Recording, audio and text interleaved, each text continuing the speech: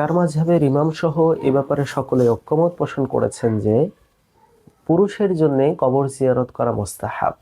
এ ব্যাপারে দলিল হলো বুরাইদা রাদিয়াল্লাহু আনহু বলেন, নবী করিম সাল্লাল্লাহু আলাইহি ওয়াসাল্লাম বলেছেন, নাহাইতুকুম আন জিয়ারাতিল কবর, আমি তোমাদেরকে কবর জিয়ারত করতে নিষেধ করতাম।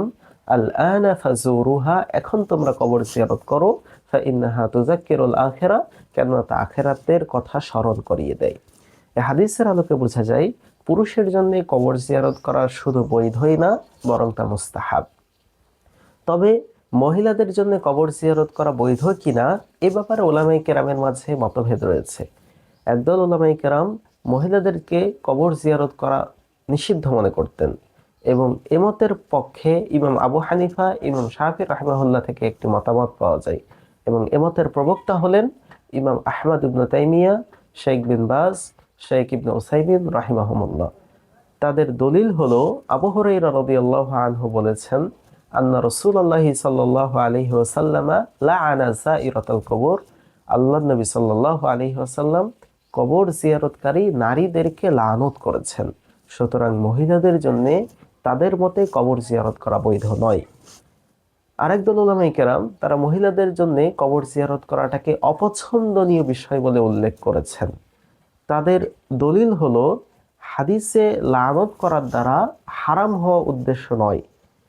এটি আরেকটি হাদিস থেকে প্রমাণিত হয়, যেখানে আনাস রাদিয়াল্লাহু আনহু বলছেন, মাররান নবী সাল্লাল্লাহু আলাইহি ওয়াসাল্লাম বিইমরাআতিন তাবকি ইনদা কবরিন, আল্লাহর নবী সাল্লাল্লাহু আলাইহি ওয়াসাল্লাম এক মহিলার পাশ দিয়ে যাচ্ছিলেন, যে মহিলা কবরের পাশে কান্নাকাটি করছিল।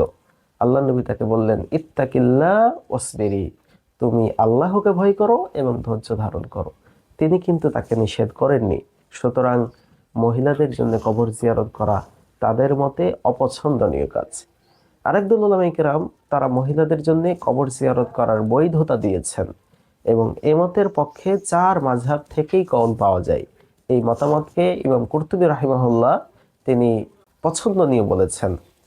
এ মতের দলিল হলো আয়েশা রাদিয়াল্লাহু আনহাকে আল্লাহ নবী সাল্লাল্লাহু আলাইহি ওয়াসাল্লাম বাকিউল গরকাদ যে কবরস্থান ছিল সেখানে কবরবাসীদের জন্য দোয়া করতে বলেছিলেন। তখন আয়েশা রাদিয়াল্লাহু আনহা তিনি আল্লাহর নবীকে বললেন যে আমি কি বলবো। তখন আল্লাহ নবী সাল্লাল্লাহু আলাইহি ওয়াসাল্লাম তাকে শিখিয়ে দিলেন, আসসালামু আলা আহলিদ দিয়ারি মিনাল মুমিনিন ওয়াল মুসলিমিন, তথা কবর জিয়ারতের যে দোয়াটি আছে সে দোয়াটি আল্লাহ নবী সাল্লাল্লাহু আলাইহি ওয়াসাল্লাম তাকে শিখিয়ে দিলেন। সুতরাং এই হাদিস থেকে বোঝা যাচ্ছে মহিলাদের জন্য যদি তারা সেখানে গিয়ে কান্নাকাটি কিংবা বিলাপ না করে তাহলে তাদের জন্য কবর জিয়ারত করা হারাম নয়, বরং তা বৈধ।